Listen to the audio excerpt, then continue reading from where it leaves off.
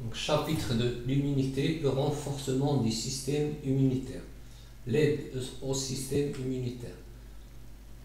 Donc, le renforcement du système immunitaire se fait de deux façons différentes, par des méthodes préventives ou de protection et des méthodes thérapeutiques ou curatives.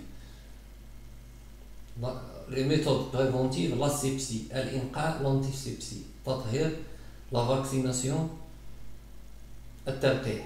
méthode préventive طرق وقائية. méthode thérapeutique طرق علاجية.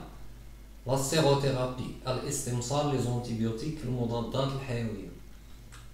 Donc le renforcement, on a dit, se fait de deux manières, soit par protection ou par thérapeutique. Ou par thérapie. La thérapie, c'est l'علاج. On a ici la première méthode de protection, c'est la désinfection des blocs opératoires, la neutralisation des micro-organismes exogènes qui se situent à l'extérieur du corps, dans toute la salle d'opération et du matériel utilisé pendant l'opération. Ici, la deuxième méthode, c'est l'antisepsie. Ici, c'est une méthode aseptique, ici, c'est une méthode antiseptique. On utilise un antiseptique pour neutraliser les germes sur les tissus au niveau de la blessure. Donc au niveau des blocs opératoires, on stérilise la salle, le matériel, les vêtements. Soit par exemple pour le matériel, on utilise par exemple la température pour neutraliser les germes sur le matériel. Donc les méthodes préventives et de protection, la première, l'asepsie, on détruit les microbes du milieu extérieur par stérilisation. Donc on neutralise tous les germes dans le milieu extérieur. On a plusieurs définitions. On s'oppose aux maladies infectieuses en empêchant l'introduction de microbes dans l'organisme, ou empêche la contamination d'une zone ou d'une surface par des micro-organismes, ou empêcher tout apport exogène de micro-organismes dans le corps. Donc la deuxième, c'est l'antisepsie. On utilise des antiseptiques comme le oxygéné ou la bétadine par exemple. Donc il s'applique sur le lieu de blessure. Donc on neutralise sur les tissus, qu'ils soient muqueuses ou au niveau de la peau. Donc la destruction des germes sur les tissus. Donc l'antisepsie, on détruit les microbes du milieu intérieur par désinfection.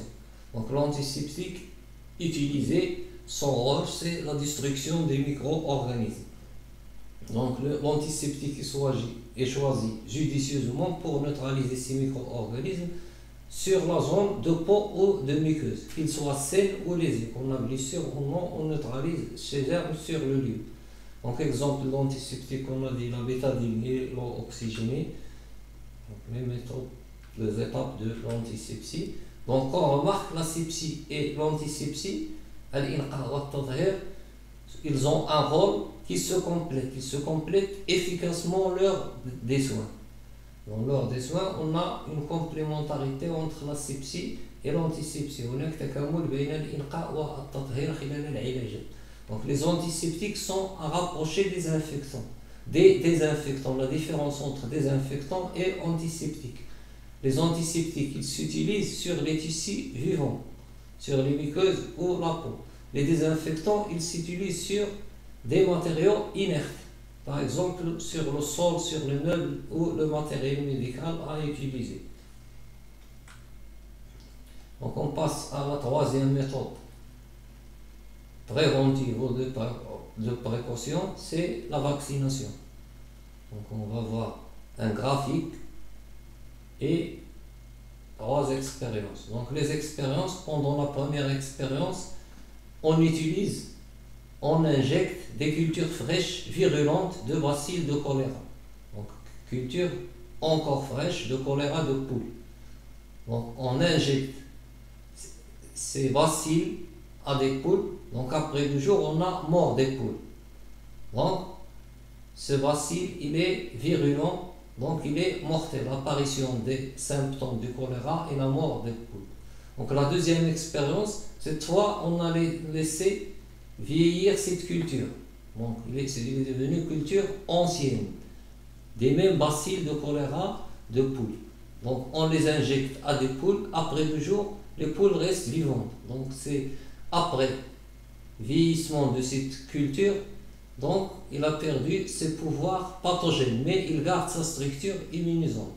Donc, il garde sa structure, mais il perd ses pouvoirs pathogènes. Donc, il est utilisé comme vaccin. Donc, la troisième expérience, on utilise les deux à la fois. Au début, on a utilisé une culture ancienne, vieillie, de bacilles de choléra de poule. Donc, on attend 7 jours. Les poules restent vivantes. Donc après 7 jours, pourquoi on a attendu 7 jours? Pour que l'organisme puisse reconnaître le bacille et réagir. C'est-à-dire qu'il va réagir par une réaction immunitaire. Après reconnaissance, différenciation et multiplication des lymphocytes.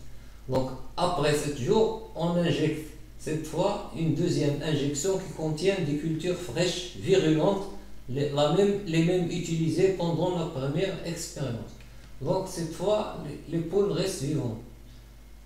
Donc pourquoi? Parce qu'ils ont acquis une immunité par injection d'une culture ancienne de bacilles de choléra de poule. Donc après la première injection, ils ont pu reconnaître ces bacilles et ils ont pu réagir pendant la deuxième injection par l'intermédiaire de lymphocytes mémoire. Donc c'est le but de la vaccination. Donc le principe de la vaccination, c'est d'acquérir une mémoire immunitaire contre un micro-organisme spécifique ou contre un antigène spécifique.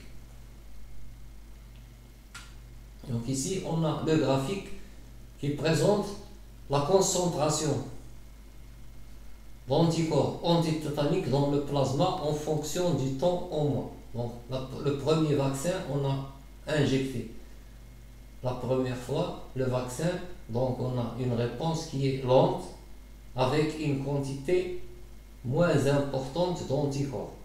Pendant la première injection, la réaction n'est pas rapide, donc il est lent.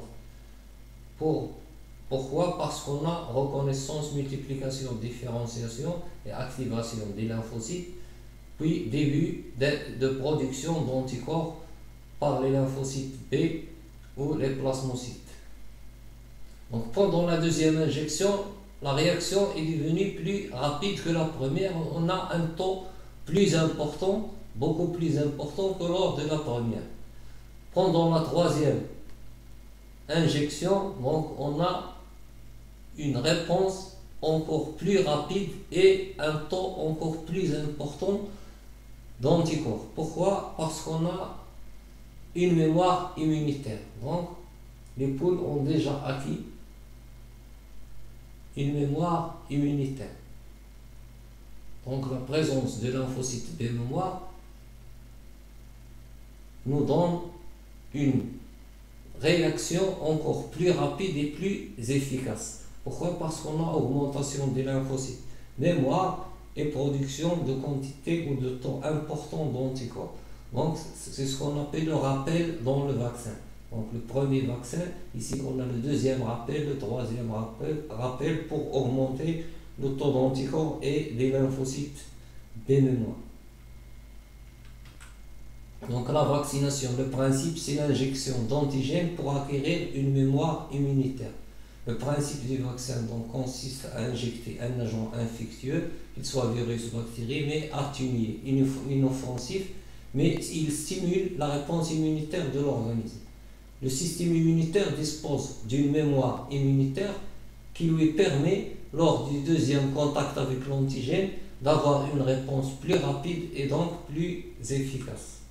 Donc il existe deux types de vaccins. On peut utiliser des vaccins vivants atténués ou des vaccins inactivés.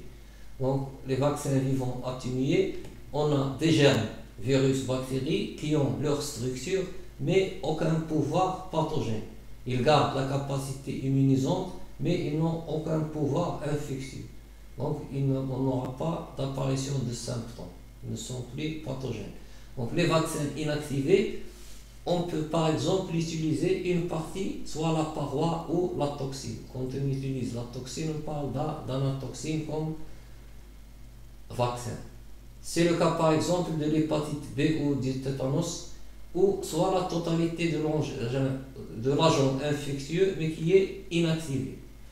Donc on a deux types de vaccins, mais tous les deux ils sont atténués, donc ils n'ont plus aucun pouvoir pathogène. Donc la photo de Louis Pasteur, donc la première vaccination contre la rage. Donc la vaccination chez les enfants, elle se fait par injection ou par voie orale. Ici, avant tout vaccin ou toute vaccination, donc on utilise antiseptique pour neutraliser les germes sur la peau, pour éviter l'infection. Donc on passe aux aides thérapeutiques ou curatives. Donc طرق علاجية. La sérothérapie à l'estimsal. Donc la sérothérapie, c'est l'injection du sérum. Le sérum va contenir des anticorps spécifiques pour agir rapidement. Donc on n'a pas le temps, l'organisme est déjà infecté, donc on n'a pas le temps d'attendre, comme la vaccination, la reconnaissance de l'antigène par exemple. Donc on injecte directement un sérum qui contient des anticorps spécifiques. Donc la sérothérapie est une technique de traitement qui consiste à utiliser un sérum qui contient des anticorps déjà prêts contre des agents infectieux précis. Le principe donc consiste à délivrer à la personne des anticorps prêts dirigés spécifiquement contre un antigène précis. Donc les sérums immunisants peuvent être soit d'origine animale ou d'origine humaine. La sérothérapie permet de neutraliser des antigènes microbiens, une bactérie, une toxine, un virus, un venin, et son effet il est immédiat. Donc, parce que les anticorps sont déjà prêts. Donc ici on a un graphique qui représente le taux des anticorps dans le plasma en fonction du temps en semaine. Donc après injection de sérum, le sérum contient des quantités très importantes d'anticorps. Donc on a ici un taux important d'anticorps au début de l'injection du sérum. Progressivement, le taux diminue. Les anticorps vont agir contre les antigènes. Donc on a diminution de ces anticorps progressivement jusqu'à disparition totale. Donc il a un effet qui est limité dans le temps, parce que ce n'est pas l'organisme qui a produit ces anticorps, ils sont produits par un autre organisme étranger. Donc on a ici un transfert d'anticorps d'un organisme vers un autre, par l'intermédiaire de l'injection du sérum. Donc la deuxième méthode qui est curative, ce sont les antibiotiques.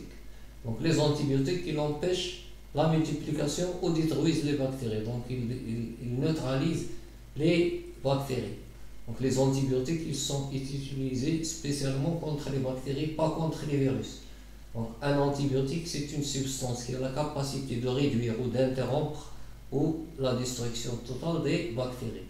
Les antibiotiques utilisés en médecine, ils sont fabriqués à partir de cultures de micro-organismes, la culture de micro-organismes qui produisent des substances neutralisant d'autres bactéries, ou sont des médicaments entièrement synthétisés au niveau des laboratoires pharmaceutiques. Ils ne sont pas produits par des cultures, mais ils sont synthétisés au niveau des laboratoires pharmaceutiques. Donc exemple, la pénicilline, c'est un antibiotique qui est produit par le champignon Penicillium.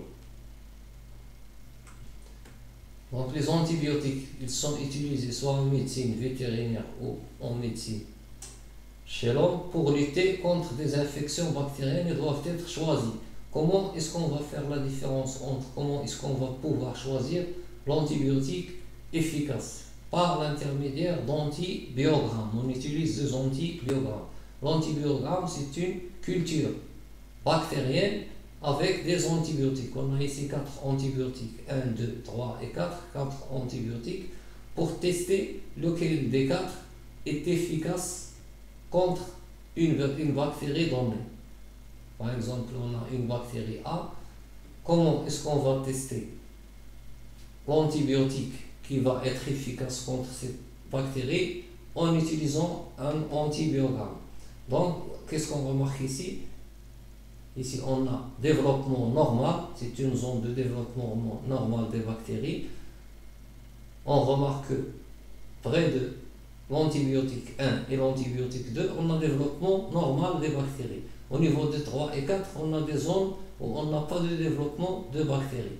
Donc, ces deux antibiotiques agissent contre cette bactérie. Mais le plus efficace, c'est le numéro 4, parce qu'on a la zone ici, elle est plus importante. Donc, les bactéries ne peuvent pas se développer en présence de cet antibiotique. On a une zone beaucoup plus importante. Donc, l'antibiotique ici le plus efficace contre cette bactérie, c'est l'antibiotique numéro 4. Ensuite, on a l'antibiotique numéro 3. Les antibiotiques 1 et 2 n'ont aucun effet sur cette bactérie. Donc ici, on a un tableau comparatif de la sérothérapie et de la vaccination au niveau du produit injecté. La sérothérapie et la vaccination. La sérothérapie, on injecte des anticorps, déjà prêts. Vaccination, on injecte un antigène pour acquérir une mémoire immunitaire. Le type d'immunisation, la sérothérapie, l'organisme est passif. La vaccination, l'organisme est actif. C'est lui qui produit les anticorps. Le délai d'efficacité, sérothérapie immédiat, vaccination retardée. Durée d'efficacité, court terme, parce que les anticorps vont être limités dans le temps. Donc long terme, pour la vaccination, les anticorps sont produits par l'organisme lui-même. Utilisation comme méthode curative ici, comme méthode préventive. Le principe, c'est le transfert d'anticorps d'un organisme immunisé vers un autre organisme. Le principe de la vaccination, c'est la mémoire immunitaire.